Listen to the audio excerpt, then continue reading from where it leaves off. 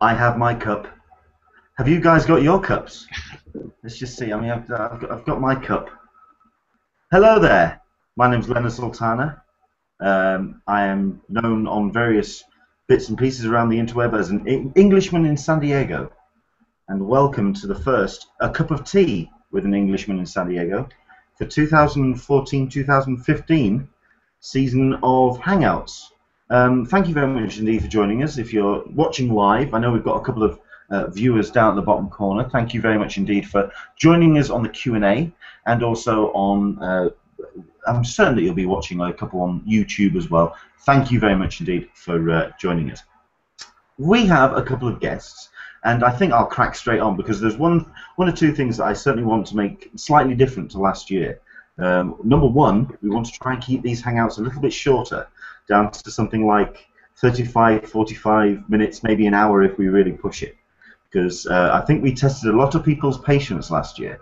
So that's number one. And number two, I'm going to do my best to try and shut up a lot as well, because I want to try and get my guests involved. Which brings me on to my guests today. First things first, let's go from left to right on my screen. We have Jessie Lynn. Hello, Jessie, known as the 7th candidate on Twitter, but also known as the Nerd Truth. Tell me about the Nerd Truth and tell the viewers about yourself, Jessie. Good question. Well, the Nerd Truth is our website and Facebook platform where we discuss anything from movies to comics to television to any number of geeky topics in pop culture. And it's a platform where you can join in and discuss. As far as me, that's a good question. How can we boil the enigma, which is Lynn? I go to Comic-Con in San Diego. I am a nerd. I love Lost. I love Doctor Who. I love DC Comics. And I've recently fell down the rabbit hole of collecting Funko Pop figures. So, you're not the only one. Trust me. I realize. No. This is something I'm going to talk about in a second because, yes, this year, I mean, 2013 was big. 2014 was something else entirely. It was, for Funko, it was just a whole other ballgame. So, yeah, that's certainly something we're going to be talking about. And next on my little lineup here, because there's only a couple of us, which is great, and I'll explain why in a second. We have Megan from the Nerdy Girly. Hello, Megan. Hello. Okay, this is just making the. I mean, look at this. I mean, this is just making myself and Jessie look so like unkept and slovenly, and then you kind of. Hey. we have some glamour to the hangout. You can only see my upper half. You can't see my bottom. Okay. Yeah. Okay. From the waist down, it's sweatpants and bunny rabbit slippers. That's fine. Yeah. Okay.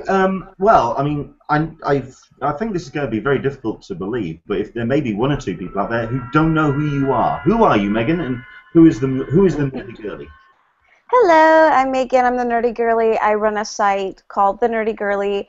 I started it to help people go to San Diego Comic-Con and give them my tips and tricks, and then it evolved from there. I do everyday cosplay that lets you dress like your favorite characters in everyday life. I do a little bit of DIYing and just try and build a little bit of a nerd girl community. Yeah. Oh, okay. The cough kind of like signified the. Okay. I didn't get my cup of tea. I'm like. You see, this is why the clues in the title. the clues in the name. Next time. Excellent. Right. Well, I mean, if this is the first time you're seeing these Hangouts, number one, where have you been? Because we did a whole run of them rather, I think, successfully leading up to Comic-Con 2014.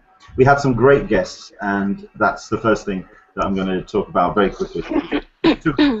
What to expect over the next, between now and next July. We're going to be running these every week between, well, here in the UK it's 6 till whenever.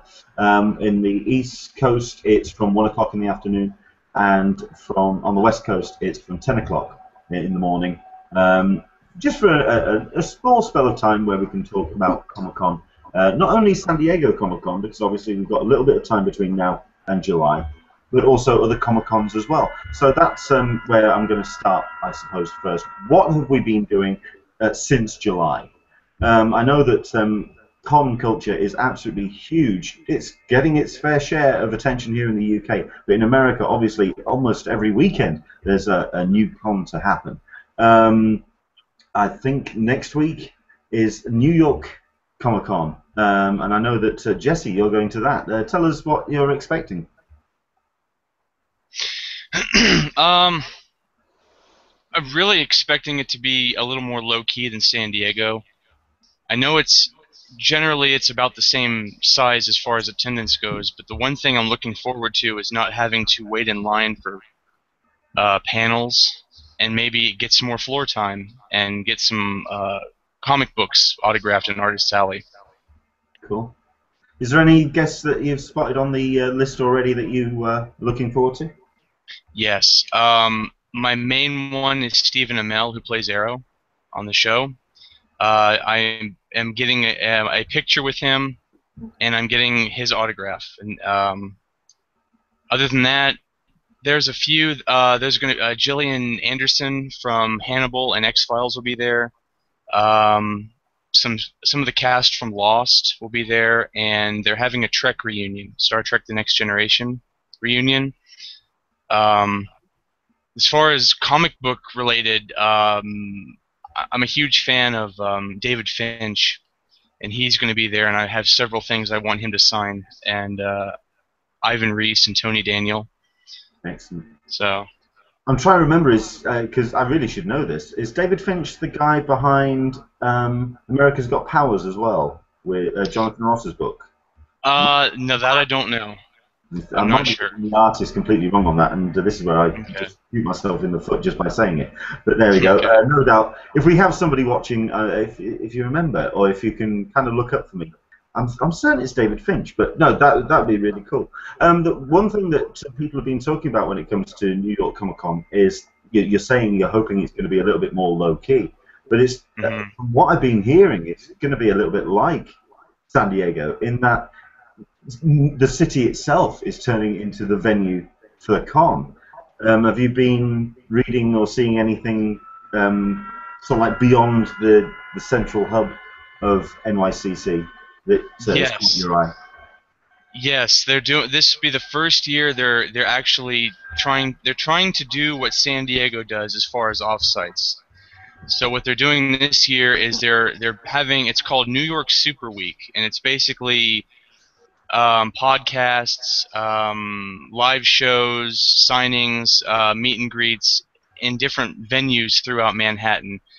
And what you do is you can buy what they call a New York Week Supercard, and it's basically you get discounts in all these places on drinks and what have you, or discounts on ticket pricing for these events. That's cool. But they're trying to make it. They're trying to expand out because, as far as San Diego embraces Comic-Con, New York City really doesn't. I've heard that normally when you leave the convention center, that's pretty much where the convention stops. So they're trying to branch out more. Right, because I mean, I've been hearing kind of like not mixed signals, as it were, but certainly that kind of is almost similar to San Diego in that respect as well. That you have a large amount of the city that's really embracing the convention, but then you've also got a number of the locals that aren't spectacularly keen on the added attention, the nerd culture kind of like taking over, as it were. But I don't know. I mean, it sounds like it's something that I've always wanted to go to. Mm-hmm. Have you gone to New York, Megan? No, I haven't been to their Comic-Con. No. Something you'd like to do? I would love to go, but it's kind of hard going all the way from LA out to New York. Fair enough. Well, I've got a whole ocean ahead, Yeah. sort of like in between me. Yeah, that's true. It's equally difficult. So yeah, any other cons that's on your immediate horizon, Jesse? That's the only one. There was a WizardCon this weekend in Nashville that I was going to go to, but I opted out to save my money for the trip next week. So. Who are you going with? Because I know that. Well, are you going with your partners in crime? Yeah, I'll be flying out. Well, I'll be flying there by myself, but I'll be meeting Jason in New York, and then Rachel Bueno, who's flying in from Michigan. She's not going to the convention, but she's gonna spend 4 days with us before she flies back home. Oh, fantastic! And then a number of people from like Alyssa from Friends of CCI, she'll be in it. She'll be there for the convention. Brilliant. So we'll get to see her. Cool. Well, I mean, I have had 1 or 2 people tweet in as well. By all means, do interact with us. Use the hashtag that's at the bottom of my name card, CupOTSDCC. You're more than welcome to talk to us and ask any questions as well, because this is kind of coming off the back of a question from Martin Burke. Do you or the guests have plans to attend any cons between now and Comic-Con? So, NYCC. Megan, is there any cons on the West Coast that you're planning on going to? Yeah, I actually just went to Long Beach Comic-Con yesterday for a little bit, and then my next big one is Stanley's Comikaze, which starts on Halloween. Wow. Nice. What, is there anything in particular? I mean, what happens at Stanley's Comikaze? I mean, apart from obviously the headliner, Yeah. what else does he bring? Is it mostly about his World of Stanley stuff, or what? I think this is I think this is the 4th year, and this will be my 3rd year going. And every year it's gotten bigger, and the show floor has gotten nicer. On the show floor there's a big stage where he has a lot of guests. Like I would say that would be like the H Hall is the stage on the show floor, and they usually do a lot of reunions there. This year, they're doing a Batman reunion with Adam West and Burt Ward. Oh, cool. And they're doing a reunion with Kevin Smith, too. But I have to check and see what that one was. And then they also celebrate anniversaries, and this year they're celebrating Tetris 30th anniversary, and you can try and be a part of the biggest human Tetris game there. Yeah. Oh, wow. So that looks really cool. You have to buy like a little Tetris outfit, and I guess everybody has to try and fit together. Like, that's going to be super fun to see. That's going to be on Saturday, November 1st. Cool. How big is that, the Stanley Comikaze? I'm not sure how big it is. I would say Long Beach Comic-Con was pretty small, so I would say it was bigger than that. Definitely smaller than New York Comic-Con. Maybe like a Wizarding World size. It's starting to get up there. I keep trying to work out the kind of size gradients between. I keep trying to work it out, because I know that Jesse and Jason, you went to a con a couple of weeks ago, and I know I kind of made not a couple of disparaging comments on Google Plus about the pictures that Jason posted, because it looked like there weren't a great deal of people there. Which con was that? Yeah, he went to Richmond WizardCon, and WizardCons are a little bit smaller. They're more low-key.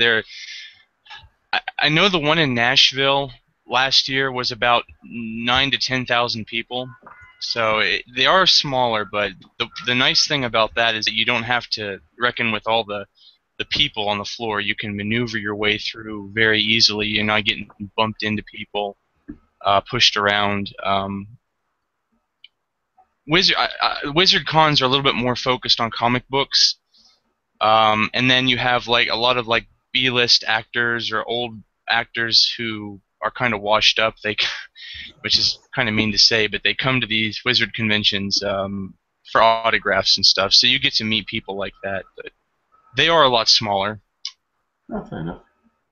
I mean, I think the kind of scale, certainly for North America, I mean, San Diego Comic-Con, top of the pile, and then you've got WonderCon, I suspect. Is it WonderCon and NYCC around the same kind of? I've never been to WonderCon, but I thought it was New York was second to San Diego. Really? I could be wrong on that though. I think it is too. Yeah. Okay. I keep getting people tweeting me saying, "Are you going to New York Comic Con?" And I really would. I would love to do it. I'd love to. Unfortunately, funds only allow me to kind of make one transatlantic journey a year, and San Diego kind of takes that priority. Although I'd really like to attend more cons at the end of the day. I think for myself, obviously with UK cons, we're getting that kind of way where we are getting a healthy con culture growing. We're getting a lot of very small niche cons happening.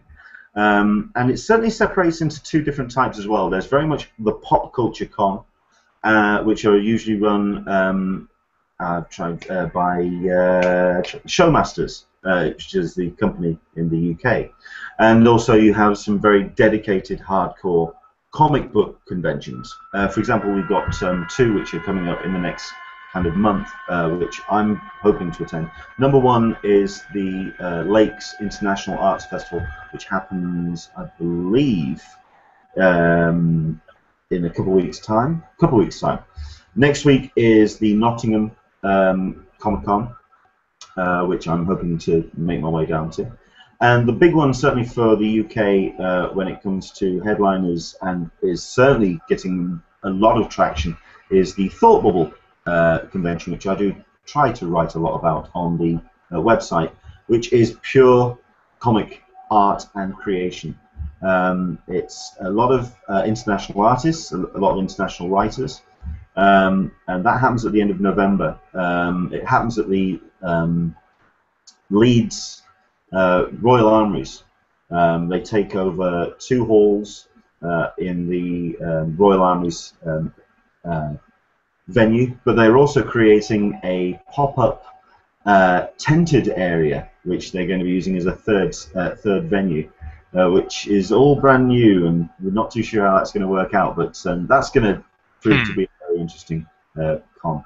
I like going to Thought Bubble partially because it's nicely local, but also it's a very concentrated and very enthusiastic about comic art. So that's certainly what I'm going to be getting up to.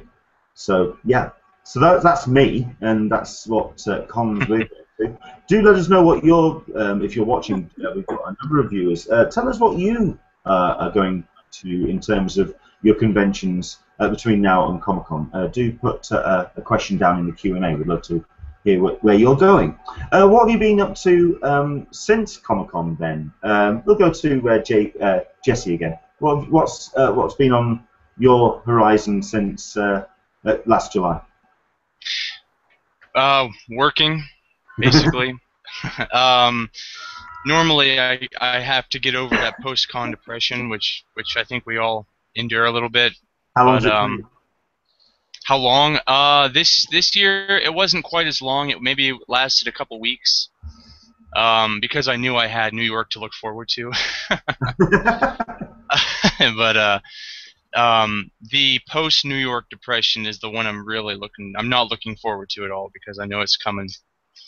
But not a whole lot. Where I mean, I live basically in the middle of nowhere, so there's not a whole lot to do where I live. So. Well, watch a lot of television. I watch a lot of TV. Yeah. If you do follow the seventh candidate on Twitter, yes. You know that there's television galore. Yes. I've recently become a fan of The Blacklist, which I don't know if either of you watch. It's fantastic. I am a fan. They just put that up on Netflix, so I added that to my queue. They did. That's how I'm getting. I got caught up on it. Yeah, I love that show. They just added it to Sky on the DVR Sky package over here in the UK, and they've just added the first season. So I think I missed about 3 or 4 from the back end of last season. So I'm going to do a full catch up because they're just about to start season 2 here in the UK, or they may have started season 2 actually. So yeah, I've got some catching up to do. Okay. It premiered Monday. Yeah, the season premiere was Monday. So. Well, it is the big week for all the shows starting up. Obviously with Gotham and with Agents of S.H.I.E.L.D. starting last week. What else has been kind of on the horizon? Come on, Megan, you're the big telly viewer out of the lot. We don't have cable anymore, so I just saw that Gotham was coming on, and I was like, oh my gosh, we have to watch that on live TV. So I did watch that, and I really, really liked it. So I have that in the calendar to remind myself to watch that now that I can't DVR anything. But I've been watching, I just finished watching on Netflix From Dusk Till Dawn, the series that they have on there, not the film, the TV show, and that watched was the really first good. episode of that and struggled. I really I've heard liked very it. good things about that. I never saw the film, but I really, really liked the show. And then I just started watching Scandal, and I've been watching that like nonstop. I can't stop watching that. That definitely comes. That every time I see a trailer for that, that seems to be kind of like a little guilty pleasure. I didn't think that that was going to be my kind of show. I'm like, political show, but I'm like, I watch House of Cards, and I really like that. So I'm like, oh, I'll give it a shot, and yeah, I really like it. So I'm like halfway through season 2 in like half a week. Scandal seems to be the kind of Grey's Anatomy to the West Wing. You know, Yeah. House of Cards is like the West Wing, and Scandal seems like the Grey's Anatomy of that It's definitely not a serious show. I don't think. I don't know, especially since it's on ABC. It seems like fluffier and not happier, but not as like House of Cards is like pure, like hard-hitting stuff. In the back kind of. Yeah, this is where I'm going to have to make. I'm going to get this out of the way. It's kind of like tearing the Band-Aid off. Doctor Who is back. Peter Capaldi. Yes. Very mixed reviews, I understand, in the US. I'll come back to that. But I watched the first episode of the season and haven't seen a single episode since. Oh. They're all sat on my DVR and I haven't watched them. I feel like such a bad nerd. Bad nerd. Yeah, after the first one, I was like, eh. The second one, eh. Was Robin Hood the third one? I hated that one. Hated that one. And so by the time I got to the fourth one, I was just like, please give us something good. And the Dalek one was pretty good. And then, what was the one after that? Last Night, wasn't it? Was that last night? The bank robbery. The bank robbery was pretty alright too. From reading Twitter, that seems to be the one where everyone's gone, right, okay, now we get it. Yeah, but then yesterday's, I was like, no, I didn't like yesterday's either. It was 2 that I liked out of the whole season so far. Okay. Yeah, they're not doing good. I am liking Capaldi as the Doctor. I like him as the Doctor. Yeah, but the writing this season has been mediocre at best. Yeah. Do you think they might find a voice for him, perhaps? I hope so. Is that? I'm just wondering because obviously the challenge whenever you write, I'd love to try and get somebody from Doctor Who or I'd like to get Stephen Moffat on one of these things. That would be great. Because it always seemed it would sound to me like the worst challenge in the world. Because when you're writing the Doctor, you've got either your own creation of the Doctor in your head, or a previous Doctor in your head while you're typing. So how you can actually sculpt a script around somebody who you're not too sure how they're going to really work until they're actually on set. Mm-hmm. Sounds like the most impossible kind of task to me, but it does sound from what I've been reading that they're really struggling to find the voice for him, even however Scottish it might be. Because wasn't there kind of like rumors that they were talking about putting subtitles on American broadcasts? I would like that, actually. I can't hear very well, and I always use subtitles. And so, yeah, that would be nice, because I'm always like, what did he just say?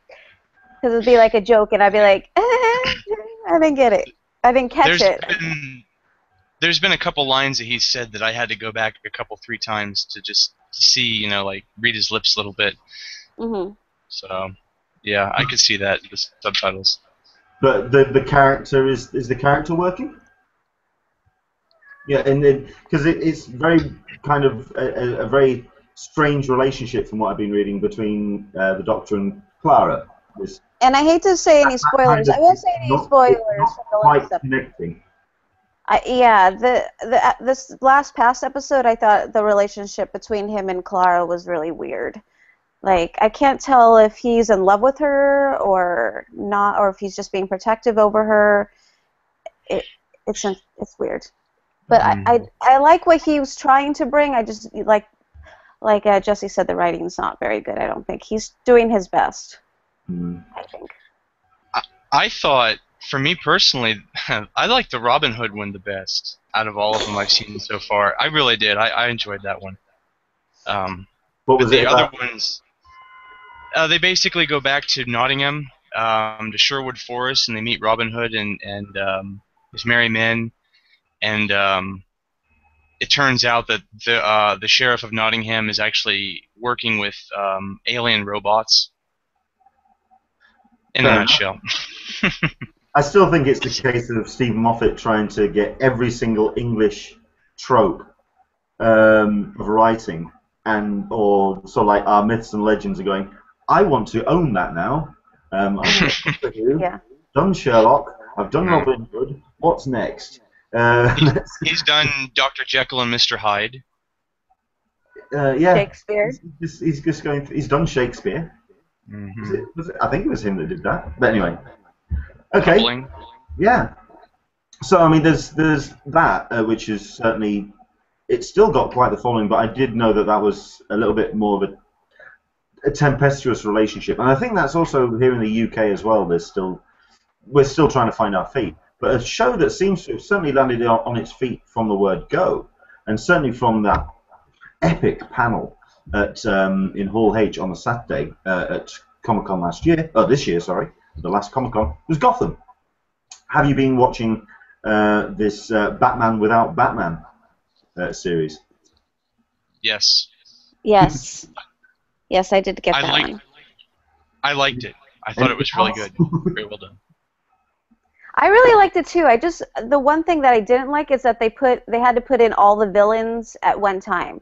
I don't understand why they're doing that. I'm like, they have a whole series that they're doing. I'm like, maybe they could have did like one per series. I'm like, I don't think we need every single one in the very first episode. It did seem very kind of, let's throw it all in and just. Yeah. I mean, I was actually watching it with a friend of mine, and his daughter is quite fascinated with the Scarecrow character, and turned around and said, "When's Scarecrow coming on? When's Scarecrow coming on?" Which one was Scarecrow? Well, Scarecrow wasn't in it. No, wasn't in this first one. Oh, okay. I'm like, and I don't understand who Jada Pinkett Smith is. Is she a villain? That's a whole new character. Oh, Yes. okay. All right. Is that right, Jesse? Yeah, Fish Mooney doesn't appear in the comics at all. Okay. She's new. They've just made her up. I thought that the Penguin was the best overall villain, and that they should just stick with his storyline and follow him. He was really good. I liked him the best. Certainly a lot more brutal than I thought it was going to be. Yeah, yeah, definitely. They certainly jacked up the CGI blood in one or two. They did. As a DC fan, what did you take of it, Jesse? I thought it was good. I'll agree with Megan about dumping all the villains in the first episode. I thought that was a little strange too, but I think it has promise. I like the way it was filmed. The thing I liked the most about it was the relationship between Harvey Bullock and Jim Gordon, and the actors that they cast for those, I thought really did a good job, especially Bullock. I really liked him. My one nitpicky complaint that I still don't like is that they changed Poison Ivy's name to Ivy Pepper. But that's just the comic book nerd in me. I still don't know why they did that. Yeah. Creating their own universe, who knows? I suppose. Did you get to go and see the WB event at Comic-Con? I stayed. We thought that they were going to show Gotham first, so we stayed. I did get the goodie bag, so stayed enough for that. But then they showed Flash, and we had to leave to go see Chris Hardwick do the Nerdist podcast. So no, I hadn't seen it at all. This was the first time I'd seen the pilot. Because I was very curious to see or hear what people's reactions to the show was, considering that, yeah, a lot of people did go into Hull H on the Saturday and pretty much went from the word go, which meant by the time that the WB panel started, everyone was either falling asleep or just completely burnt out. And then I heard that actually the screening that they did, for some reason it seemed really, really dark. The contrast was really low, so it just seemed very difficult or a tough watch. I'm just wondering in the cold light of day, now that it's shown on broadcast television, because I have actually, I will admit, I have actually seen it. It's in the UK. That show at the moment doesn't have a fixed UK date. They're showing the trailers for it, and it's just saying arriving in October, and that's all we're getting. It's so annoying. And if you think I'm going to wait for the single biggest TV event in our kind of field of vision, you're very much mistaken. So yeah, I have acquired it and I have watched it. I think there were some elements where they kind of rushed it. I was very surprised that they did the death of the Waynes that quickly. Should we do some spoiler alerts at this point? Sorry. Listen, at this point, hopefully you either see it. We'll try and keep it pretty vague. I did like it. I thought there were one or two elements in there that were rather interesting. I will agree with a friend of the Hangouts, Khan Tai, who turned around and said that he wasn't too keen on perhaps having this wisecracking smartass of a detective in Jim Gordon. I think he preferred him to be the more kind of, not world-weary, but certainly less of a kid, as it were. I don't know. That's possibly something that I would agree with as well. But then again, he's new, he's young, he's coming into the. He's even younger than portrayed in Batman Year One, whereas in Year One he's got the mustache and he's got a little bit more grit under the nails. This was very much a case of it's a new Jim Gordon, so I kind of see where they're going. But I'm just hoping that they don't slide into some kind of Smallville villain of the week kind of procedural. So, because I'm not the biggest Smallville fan, purely because they did that. No. And the less said about the last 3 seasons, the better. So, moving on. Okay. So, I just want to. I wanted to say real quick that I got such a kick out of your tweets regarding American television and our commercials. Oh man, how the hell do you do it? How do you tolerate that? I've no idea. Surely there's room for a channel where someone does like maybe 10 minutes of adverts and then the show and just. Oh man, I don't know how. That would be really nice. That's why I can't watch Hulu Plus. I'm like, on Hulu Plus they show commercials, and I'm like, why am I paying for your service and you're showing me commercials? I'm like, Netflix doesn't show me commercials. Exactly. I know that if you're really kind of cynical, you just say, well, the shows are there to make you watch the adverts. Yeah. You're watching an advertising channel, they just happen to interrupt it with television programs. That's the cynic answer. But no, it's when I'm reading the tweets and it's talking about literally 5 minutes of program for Agents of S.H.I.E.L.D. and there's your first break. I'm going, excuse me? Oh, you guys don't have commercials then? It's incredible. You guys don't have commercials then? We have commercials, but I think in the space of, say, a half-an-hour show, we have maybe 2 or 3. Yeah, because I remember when I was there at Christmas. We have 15 minutes and then a commercial. Oh, because the Doctor Who Christmas special, when I watched it there, I didn't remember there being any commercials. But that didn't click until just now, until you said that, and I was like, oh, no commercials, that's awesome. The BBC has no commercials because you pay the licensing fee, correct? Correct. Okay. But like ITV would have commercials. Correct. That's what it works. It's one thing we're kind of not looking forward to when it comes to Gotham, because it's getting shown on a channel called Channel 5 here in the UK. which is a commercial channel, and they are a little bit advert heavy. So hopefully they're not going to go too stupid, but obviously with the attention that Gotham's going to get, it's a lot of money. That's going to be some prime advertising real estate. So hopefully they don't go stupid and oversell. But there we go. So that's that one. I mean, I think the other big show, obviously. I mean, I've been waiting for Person of Interest. I've also been waiting for The Blacklist, but I've also been waiting for Agents of S.H.I.E.L.D. Season 2. Now, I have acquired this one as well, but this one I was certainly more excited about than, say, Gotham. I personally think, between the two, I think Agents of S.H.I.E.L.D. just knocked it out of the park for a first episode of a new season. What did you guys think? I don't watch that show. That's fine. I watched the first episode and I couldn't get into it. I'm sorry. You're not on your own. Okay. You're really not.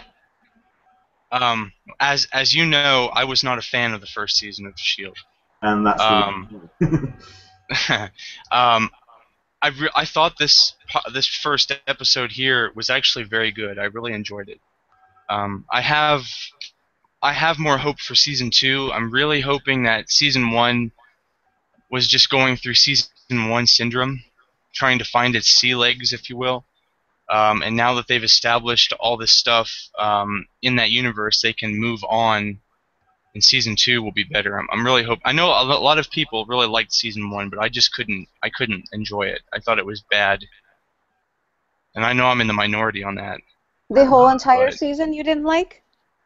I didn't. It was like it had its ups and downs. It would get good for a few episodes, and then it would just go sink back down, and then it would get kind of good, and then it would just sink back down again. Like Doctor Who and then, season?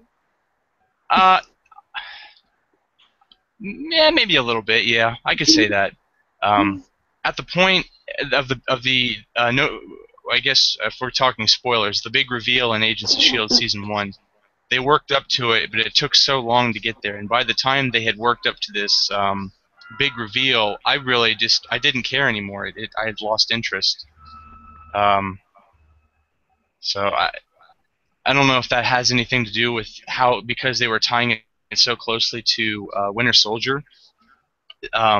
They had to prolong the story until the movie came out before they could actually reveal anything. That's a possibility.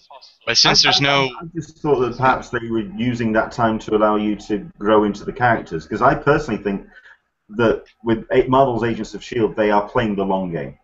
They're not just talking of ones... I mean, admittedly, when with American networks, they will just drop a show at a drop of a hat if the same aren't coming in. But I think I can't remember who it was, whether it was the channel or Marvel, who basically turned around and said, "We're just going to keep showing Agents of S.H.I.E.L.D. even if the numbers just tank, purely because it is a weekly advert for the Marvel Cinematic Universe." This constant ball. And it's certainly the difference between Marvel and DC, whereas DC just haven't even got the ball rolling. Every single time they kind of move that boulder a little bit with Man of Steel, and they have to take their hands off because there's nothing else to back it up. With Marvel, it's this constantly rolling machine, as it were. Hopefully that's possibly going to change with the DC announcements and any other developments that they come up with. So, I mean, okay.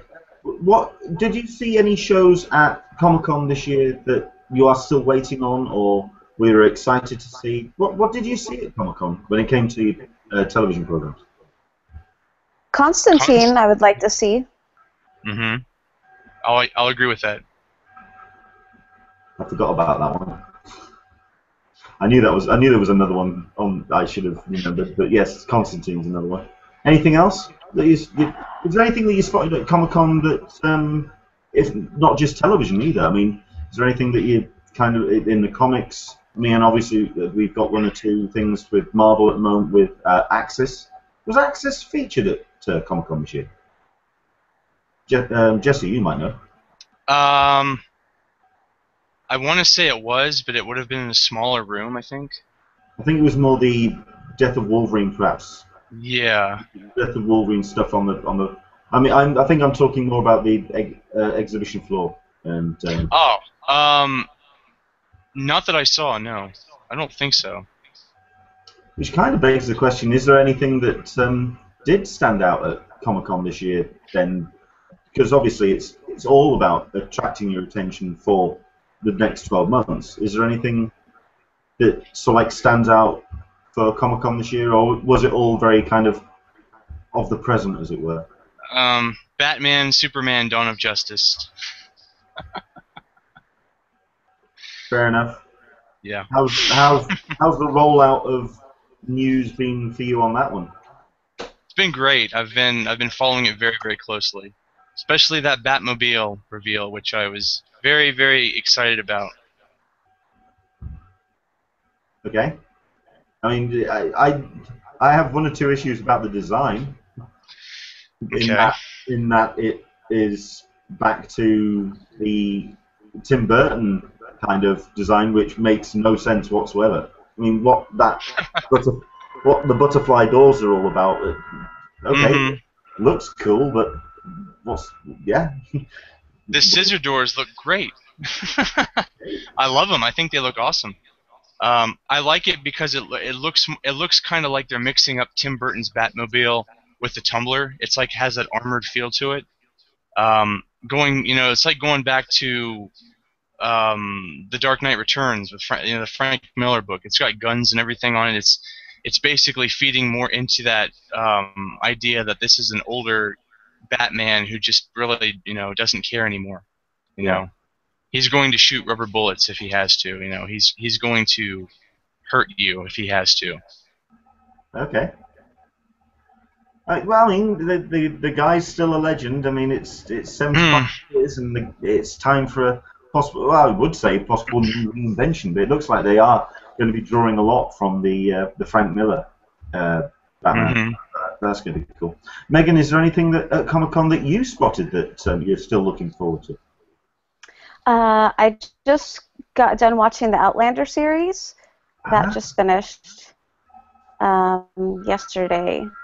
And that was that, and I started reading the books too, and that had a really huge presence at Comic-Con. They had a really pretty, really nice booth, and they were giving out a lot of cool swag.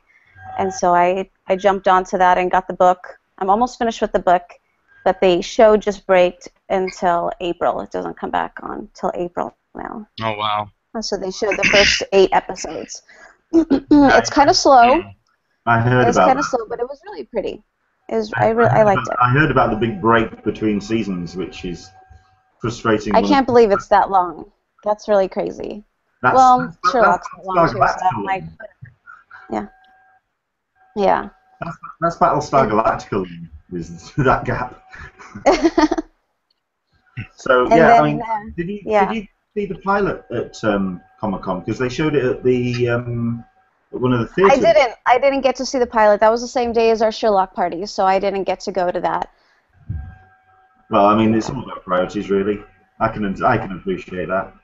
Yeah, but I get to see all of the episodes, so yeah, I was happy with that. And then Downton Abbey just started back for you guys, and so I got the first episode of that last Sunday, and so I'm really happy to see that back on too. Okay. Even though that's not really at Comic-Con. I trust me. I think if Downton Abbey ever appeared at Comic-Con, any kind of arguments that people would have about does this show even belong at Comic-Con, I think they would reach fever pitch, and then people would still show up in their droves to go and see. Oh my gosh, I totally would go to that panel. Oh man. Okay, we are getting one or two questions on the Q&A, which I'm going to, I might as well do now. We've got one from Martin asking, Megan, how did the Nerdy Girly like Long Beach Comic-Con? I went and liked it, but it was a big adjustment from the spectacle of Comic-Con, of San Diego Comic-Con, and even WonderCon. Yes, it was really a lot smaller than I thought it was going to be. I really wasn't there for that long of a time. I was there for one specific reason, to see my friend who I've met on Twitter. She writes a comic called Fangirl. Her name is Jessie, and so I went there to go meet her and buy her comic. And that was the main reason I went, because I wanted to see her and just see what a smaller convention was like. The convention center is really pretty. It's right on the water, and so, but my husband didn't have a badge, so I popped in and I popped out. But Okay. it was nice. Cool. It is something that like I say, I'd still like to attend some more international cons, and I really would like to go to the States and attend some cons, especially something that's going to kind of lead on to New York Comic Con. Now, remind me, Jesse, is this next weekend or the weekend after? It's the weekend after. Weekend after. The reason why I say that is because I'm also going to talk about, very quickly, the guests here on the Hangouts as we go week in, week out. You may notice that there is somebody very conspicuously missing from the lineup of our guests, which is Alyssa from the Friends of CCI forum. She's had some family things that she was doing today, so she wasn't able to join us, but she will be hopefully joining us a little bit more regularly. Hopefully we'll also be getting a couple of our old friends from the last run of Hangouts as well. They've all turned around and said that they're looking forward to coming back and speaking to us. And Tony's hopefully going to be coming back. Chris from the Nerd Foo is going to be coming back. The Futon Alliance. Hopefully all of our old friends are going to be joining us, and hopefully some new ones as well who I've been speaking to. But we've also been trying our best to speak to one or two special guests, which hopefully are going to be joining us.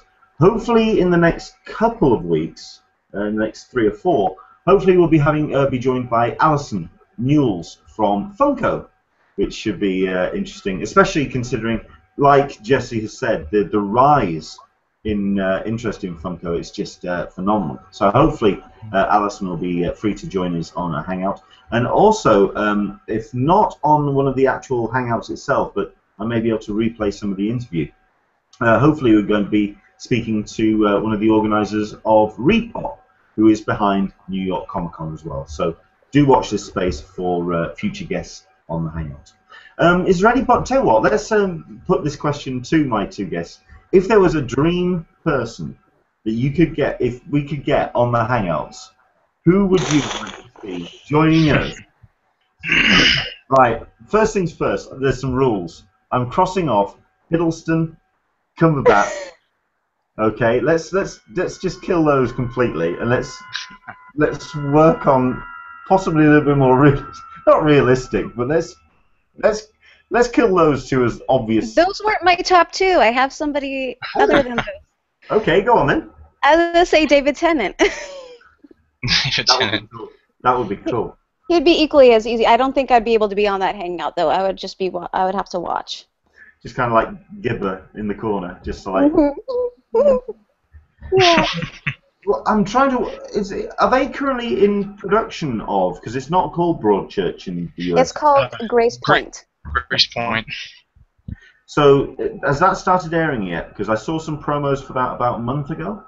It has not started airing yet. I'll let you know. I just actually wrote a post about that. Okay. It comes on. I believe it comes on next week. Okay. I think it's Sunday night, if I'm not mistaken. October 2nd. Okay. October 2nd. Okay. Okay, that's a Thursday. Thursday night. Mm-hmm. Oh wow. So Okay. that's Thursday. It comes on Fox. Yes. So On Fox, what we yeah. have to do is try and find out when his shooting schedule is, and Yeah. then drop him a line and ask Get him. on that. You're Um, over there. You can go stalk him easier than I can. Well, no, because he's in Scotland and it's cold up there. You're closer to Scotland than I am. This is very true. This is very true. I too would love to see David Tennant, but my 3 picks, I'm gonna say Stephen Amell, Ooh. Clark Gregg, and Kevin Smith. Okay. Well, I mean, I think I can kind of reveal that we were hoping to get Kevin Smith on the last one of the last run of Hangouts, and apparently he was interested. It was just more a case of getting kind of coordinating with his people, so it kind of fell apart. But he said he was interested, which would be cool. I'm gonna have That's to really cool. bear with me. I'm gonna have to turn some light on because it's gone Wow. very dark. The thing is, it's now 10 to 7 here in the UK, and it's gone very dark. We're approaching winter. It's getting cold. Oh I man. wish we got that season. So yeah, okay, I'm making a note of these. I mean, Stephen Amell apparently does do a lot of talking and interacting with his fans on Facebook. Yes. Means that I have to go on Facebook. Do I have to? Really?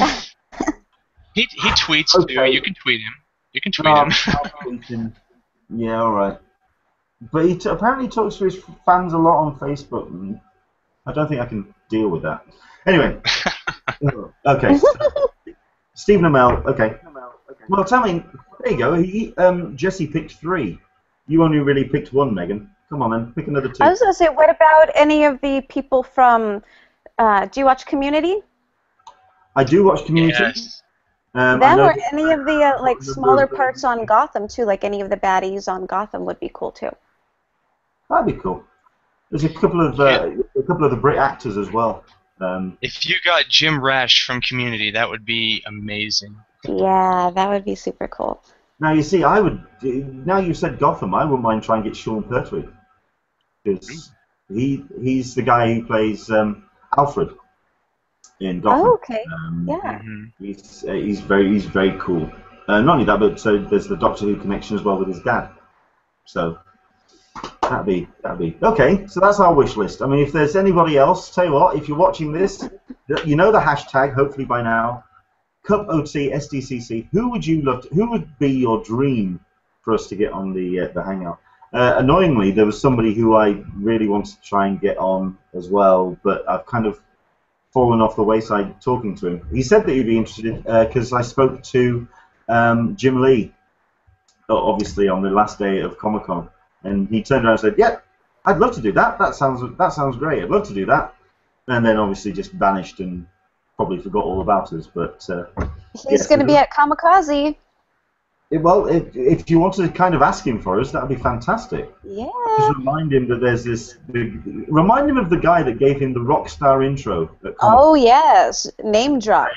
Yes. I can do that. Cool. So there you go. It's all about networking, you see.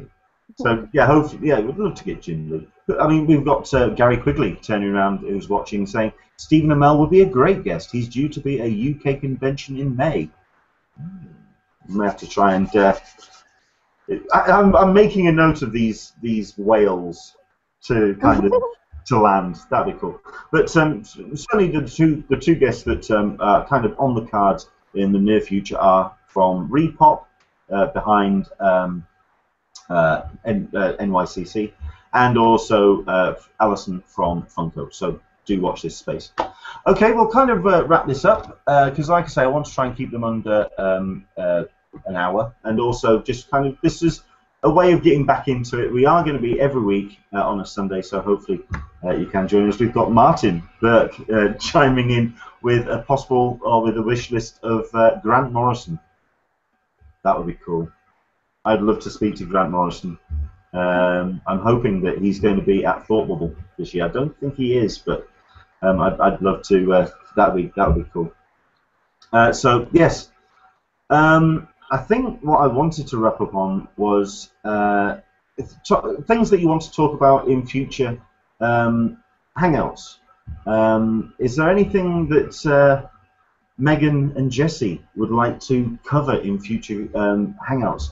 Considering that, obviously, we have got a fair bit of time between now and next year, but we have got some pretty big things happening, including the pre-registration, which is due imminently. I'm guessing is it next month or is it the month after? I think it's sometime in October. I thought I heard November, 1st of November. Wow, from November. Wow. What's your preparations going like? I presume you're kind of are you badge teaming it at all? Yeah. Basically, I mean, just waiting. That's really all you can do. Just wait and hope that you get a badge. I mean, you know, it's really a mind thing. I'll worry more about it once they actually announce the date. Yeah. So. It's something that's been talked about with my little circle of community. Is preview night? Is it as a priority for you this year? Personally, yes, just because I really like. I know preview night is kind of a pain with all the people and everything, but personally, I do like having 3 hours on the floor just to look at stuff. Cool. And I enjoy the line waiting, because the last 2 years I think I've lined up with you and your crew, and that's been super enjoyable for me. So. Yes, I can't exactly picture the people that I queue with as a crew, or certainly not the UK bunch anyway. But, yeah, I don't think we throw down gang signs wherever we rock up. But You're a posse. Posse? Our gang. I don't know. Yes, okay.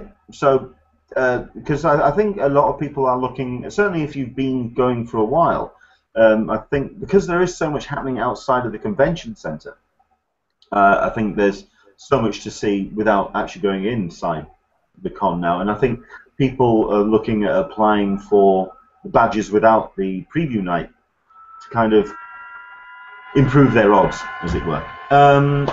Is there anything that you would like to see us cover in future episodes?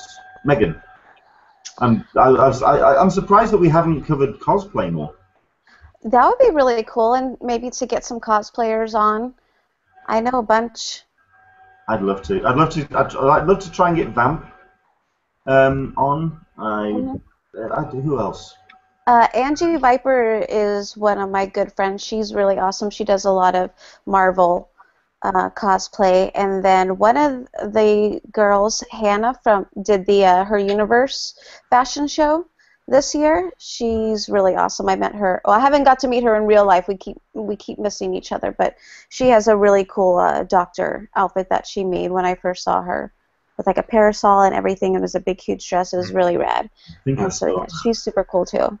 Yeah, you either posted a picture of that, or I saw that in person. Yeah, that was a hell of an outfit.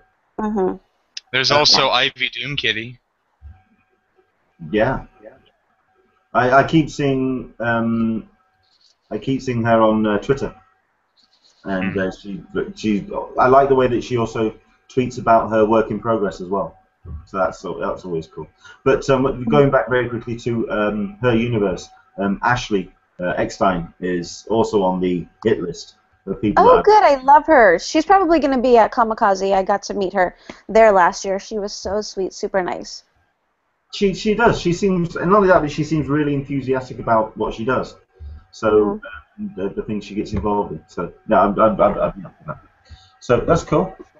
Excellent stuff. Let's very quickly look through any of the questions.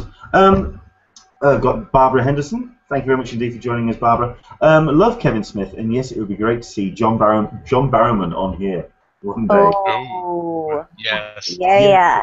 But then I have to go to iTunes and apply for an explicit badge. I don't know. I'd like to try and keep it friendly for the kids, but John Barrowman can go. He's naughty. There you go. Yeah, he's naughty. Yeah, he can go off the reservation. He can. I love it. Oh, we all love John Barrowman. Who doesn't? Yeah. Okay, so that's given me some ideas and also some things that we can talk about in future Hangouts. Hopefully you will join us on a regular basis. You can, of course, subscribe to the Hangouts on YouTube, on the channel, and also you can find us on SoundCloud and also find us on iTunes. The audio version of this podcast should go up online shortly after this goes up on YouTube. Right, I think we'll wrap things up. Where can people find you two? We'll start with Megan. Where's the best place to find you online? On Twitter, I'm at the Nerdy Girly. I just put up my little badge thing. I forgot that I didn't have that up like the whole entire time. Oops. But yeah, I'm at the Nerdy Girly on everything, on Facebook, Instagram, G+. And my website is www.thenerdygirly.com. Excellent. And where can people find... Well, there's two ways they can find you, Jesse. There's also you, and then there's the organisation. So, the gang. So yes, where can people find you, Jesse? I personally tweet I'm at the seventh candidate. You can find us on Twitter at NerdTruth, and we're also on Instagram and YouTube and Facebook. And our website is thenerdtruth.com. Excellent. Cool. And you can find myself at an Englishman SDCC on Twitter, and you can also probably find me best on Google Plus, which is google.com/+an Englishman in San Diego. So there you go. That's the first episode done and done. An hour finished. Excellent. As long as we can keep it under 60 minutes, I think we're going to be just fine for this run of Hangouts. Hopefully you'll join us next week for another one. And like I say, hopefully we'll try and get our special guest on for next week's show. So hopefully we'll see you in 7 days' time. And hopefully you'll also keep in contact with us on social media with Jesse, with Megan and myself about your plans, about what you're doing to get ready for pre-registration 2015, or for the 2015 San Diego Comic-Con. Hopefully we'll see you next week. Take care. Bye-bye, everyone. Bye. Bye-bye.